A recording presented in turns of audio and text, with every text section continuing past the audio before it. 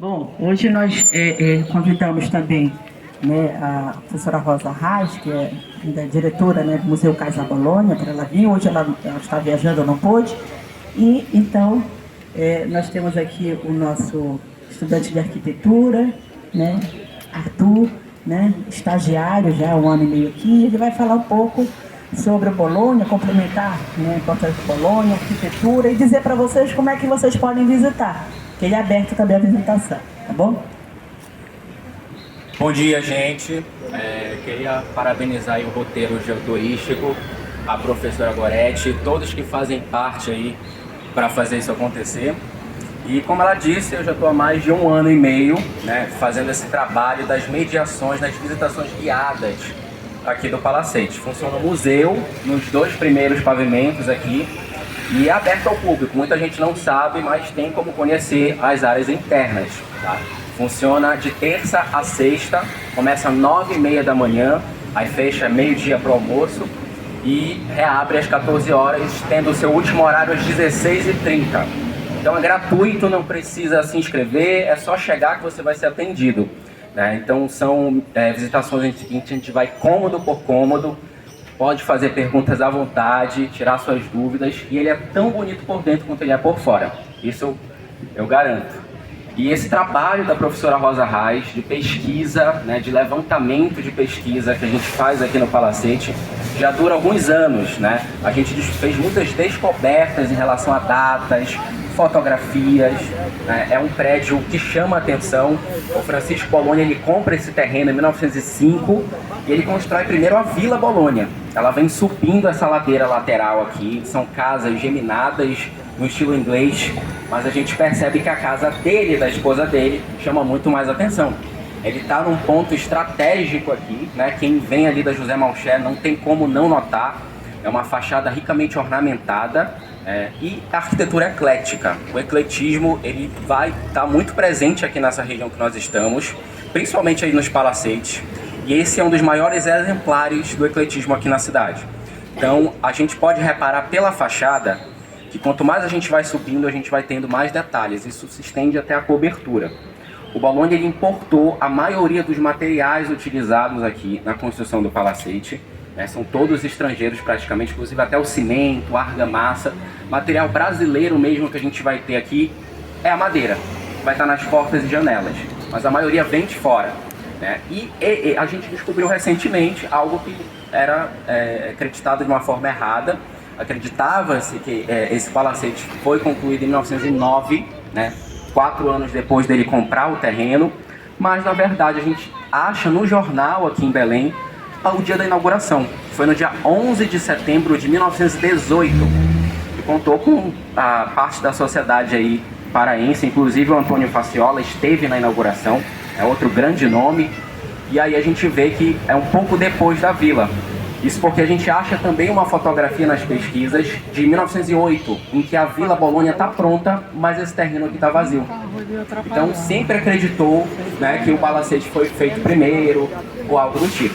Bom, esse terreno, a princípio, era um pântano alagado.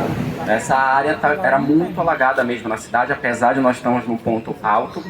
Então, durante o inverno, isso aqui ficava realmente muito alagadiço, não era muito propício para uma construção desse porte, né? Ainda mais sem as tecnologias que a gente tem hoje. Mas o Bolonha ele não liga para isso. Ele faz o sistema de drenagem desse terreno e aterra o espaço.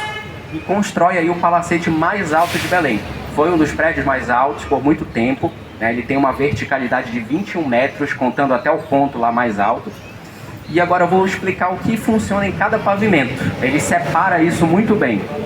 Então, para começar com um térreo, diferente das casas da Vila Bolonha, que tem porão, é muito comum ter porão as casas dessa época, ele decide fazer um térreo com uma área útil, já que ele ia ter uma equipe de funcionários empregados aí para fazer a limpeza da casa e o preparo da comida. Eram os funcionários exclusivos do palacete, tá? E esse térreo, ele vai ter uma barbearia particular para ele, tá? O banheiro dos funcionários. Isso é um ponto muito importante que eu já vou retornar para essa questão dos banheiros. E também toda a área de despensa, sala de almoço dos funcionários, né, que é bem semelhante, inclusive, à sala de almoço social do primeiro andar. As paredes têm o mesmo revestimento.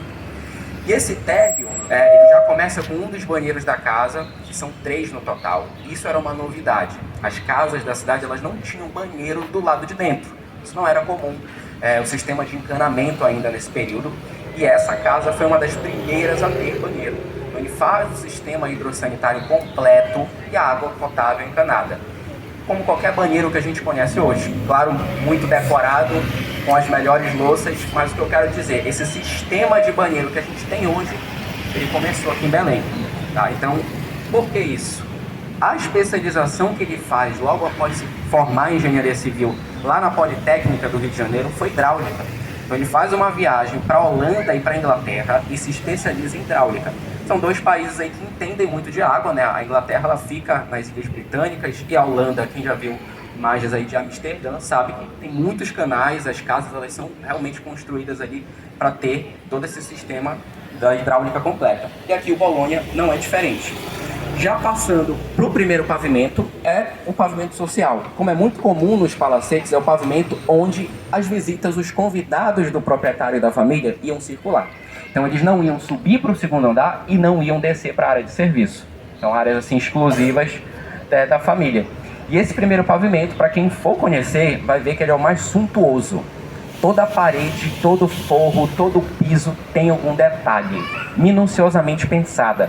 Então quando você sobe para o segundo pavimento, você vai ter decoração, mas é um pouco menos, porque já era privativo. Então era importante que quem entrasse nessa casa, os convidados, as pessoas que fossem ali do círculo social do Bolonha, pudessem se deslumbrar e ver essa exclusividade. E o ecletismo, ele está presente lá dentro também. Então você vai trocando de ambiente, de cômodo, e um é diferente do outro.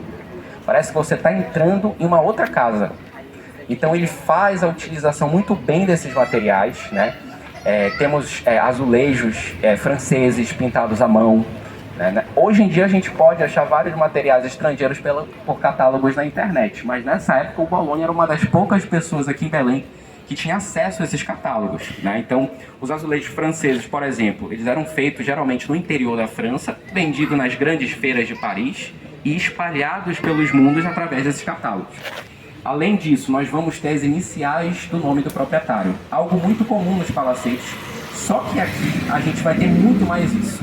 Além do vidro das janelas, que vocês podem reparar que tem as iniciais FB, Francisco Bolonha, a gente vai ter em paredes, pisos e em algumas ferragens também. As janelas ali da lateral, se vocês conseguirem reparar, tem o FB também forjado no ferro fundido, né? O ferro fundido é um trabalho bem interessante, já que ele não utiliza solda, é uma peça única e muito pesada. Então a gente vê que ele faz tudo sob encomenda. Esses vidros, por exemplo, eles são belgas, tá? Então eles vêm todos já preparados e prontos só para encaixar na janela. E como a gente está falando, 1918 ficou pronto, é o período ainda da Primeira Guerra Mundial. Não eram todas as empresas que mandavam seus navios atravessarem o oceano num período de guerra, ainda mais mundial, né? Então a gente vê que, por mais que a gente perceba um atraso, né? Nossa, ele compra o terreno em 1905, como é que só fica pronto em 18? Sendo que ele fez o Palacete Bibi Costa em 2 anos. 2 anos apenas, 1904 ou 6. Por que ele demorou tanto nesse? Então essa questão dos materiais também é muito importante. A gente acha uma fotografia de 1915 em que essa fachada ela já está toda pronta. Mas por que só 18 ficou pronto? Então todo esse acabamento interno demora muito mesmo, né? Ele conseguiu muitas autorizações ainda para fazer sistemas aí de elétrica. Essa é uma das casas que tinha energia elétrica na cidade, não era também muito comum isso. E o Bolonha, né, tem essa história romântica em torno disso. A Alice Tenbrin, que é a esposa dele, ele conhece lá no Rio de Janeiro. Ela era uma pianista carioca, formada em música, e ela pertencia à elite carioca, né? E a gente pensa, nossa, mas por que ela não queria vir morar para Belém? Belém estava se desenvolvendo tanto também. A gente tem que botar em contexto aí. O Rio de Janeiro era a capital do Brasil, capital federal. Ela estava no centro mais importante ali, talvez, do Brasil nessa época. Pertencia à elite, formada em música, tinha sua vida meio que consolidada já no Rio de Janeiro. Então era muito mais prudente talvez que ele morasse lá com ela, né? Ela tinha propriedades, a família dela tinha posse de propriedade. E era uma ideia muito afastada, você pensa, nossa, vou sair da capital, vou para a Amazônia. Hoje em dia a gente pesquisa na internet, a gente vê tudo sobre Belém. Né? Mas naquela época não era bem assim. Você tinha que ir para ver, para ter certeza do que estavam falando. Então, esse palacete ele vai ter uma decoração interna também pensada nela. Ele faz 2 salas em específico só para ela. Essa primeira de música que eu vou falar é dessa janela aqui arredondada, tá? Do primeiro pavimento, essa janela frontal daqui.